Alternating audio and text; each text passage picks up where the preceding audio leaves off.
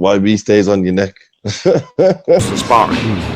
And by the way, even if he did get hurt, which he didn't, it's not like, do you not think that fighters spar and don't get hurt in sparring? So yeah, it was really the panic attack stuff that wasn't sparring. And by the way, even if he did get hurt, which he didn't, it's not like, do you not think that fighters spar and don't get hurt in sparring? So yeah, it was really the panic attack stuff that. Yo, my dons, make sure you hit that like button, comment, subscribe, and obviously hit the bell for notifications. So let me put a bit of a final note on this video before I go forward. And that will be basically, this will be the last video I do on this topic because it's 2.5 weeks into or past June 1st. And to be frank, if there was more things to say, I'd say them. But from my notes pad, I've said and covered everything that I've observed which are relevant to the hashtag Eddie Cover Up Hearn situation. However, this video, I've got to be honest, I probably would have done this last week. I did actually overlook it. I didn't think it was a big thing, but going back through my notes when I was looking for content, I stumbled over it, and I do think it's quite a big point to make. So let's get to it anyway. Eddie Hearn says, whilst on the topic of AJ and the conspiracy theories and the knockdown rumour, he says, oh, and by the way, even if AJ did get hurt, it's not like it's a big thing. Do you not think fighters get hurt in sparring and continue to fight, essentially? So he's basically saying there, it's not like it's a big deal. Even if he did get hurt, even if AJ did get hurt, it's not a big deal. Fighters get hurt in sparring and continue to the fight. Now, for me, that shows a bit of, or quite a high level of insensitivity. Now, to be fair to him, he does say, he did kind of catch himself. He said, even if AJ did get hurt, which he didn't. But for me, we already know Eddie Hearn can't come out and say, oh yes, I knew he was concussed. So this for me is almost like a guilty guy saying, oh, even if I did rob the bank, it's not as if it's the people's money, it's only the bank who lost. Does that make sense? One of them ones there. Oh, yeah, even if I did scam the insurance company, they've got millions of dollars anyway. That, you know, no one's there. Like, the fact it's not a bad thing, or the fact that it hasn't directly affected whatever, doesn't mean it's not a bad thing. And besides, more importantly, it shows a lack of understanding and remorse. Because many people, like myself, from my point of view, I wouldn't ever fix. And there's a lot of goons out there. I've said this before. We've seen goons over the last few weeks who have said, "Oh yeah, even if AJ did get a brain injury, he should have pushed through and found a way." That's what true champions do. Andy Ruiz could have had a bad camp anyway. Having a brain injury isn't a big deal. You should push through and be a champion. We've heard goons on YouTube say the exact same thing. They don't understand how dangerous brain injuries are, and I feel this is a bit along that lines as well. Now you may be wondering, what's that got to do with the cover-up? What's that got to do with this situation? Well, a man who will sit there and say, even if AJ did get hurt, and bearing in mind, the accusations are AJ had a concussion. So he's basically saying, even if AJ did get a concussion, it's not like it's a big thing. It's not like fighters don't fight with these things anyway. That's what he said. That's what he alluded to. That tells me that if this man after the event is saying, even if AJ did get a concussion, it's not as if fighters don't fight with these issues. It's not as if fighters don't get hurt in sparring and continue to the fight. What do we know? So let's take it as an example. 8 days before, if this man is saying, even if AJ did get hurt, 2 weeks after, 8 days before, the reports come in, oh, AJ got knocked out in sparring, AJ's concussed. Is it a stretch to say Eddie Hearn would have been saying 8 days before, oh, he got hurt, but even if AJ is hurt, it's not as if fighters don't carry on and fight anyway. Boom. This for me solves the whole conspiracy. He's telling you there, even if AJ did get hurt, it's not a massive deal. What more can I say? This has nothing to do with conspiracy. This is telling you, this is going deeper into Eddie Hearn's mind. It's telling you what he really thinks. Bottom line, even if AJ did get hurt, it's not like it's a big thing. Even if AJ did get hurt, it's not as if fighters don't get hurt in sparring, and it's not as if it's not normal. That's what he was saying. He's basically saying it's pretty normal for this stuff. So, before the fight, if it happened, he's not as... For example, my position would be, if AJ had a brain injury... This is what Eddie Hearn could have said after the event. So, we heard him just say, even if AJ did get hurt, it's not a big thing. Eddie Hearn could have said, which would have been much more supporting, or which would have been much more against the conspiracy or cover-up. He could have said, listen, if I had known AJ had a concussion, I can tell you now, I would not have been putting him in the ring. That's what I would have said personally, yeah?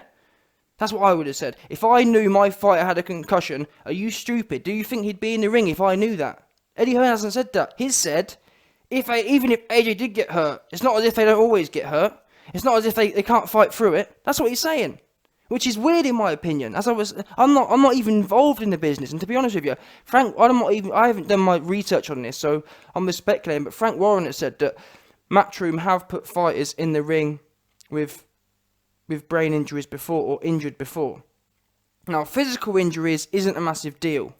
But even then, to an extent, a trainer, that's what you're with your fighter for. It's not so much Eddie Hearn's responsibility, if I'm honest. The trainer ultimately comes down to the trainer. By the way, we've heard nothing from Rob McCracken. Haven't heard a lick from him. It comes down to the trainer because you're with them 24/7.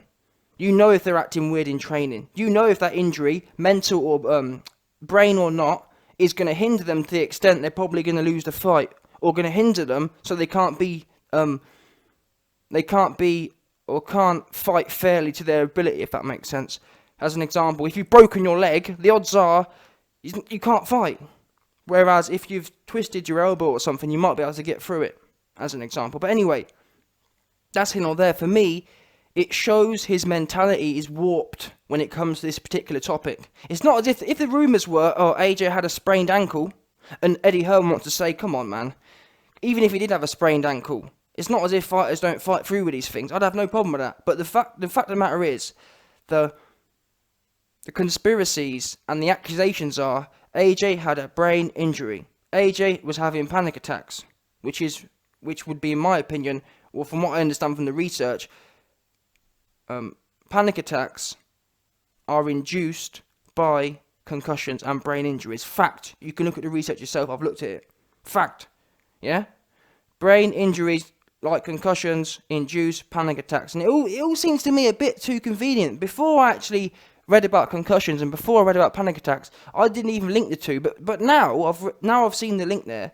There is a causal link between concussions, brain injuries, and panic attacks. Is that pure coincidence? Is it pure coincidence that news reporters are reporting that they've heard he was concussed or knocked out in sparring 8 days before?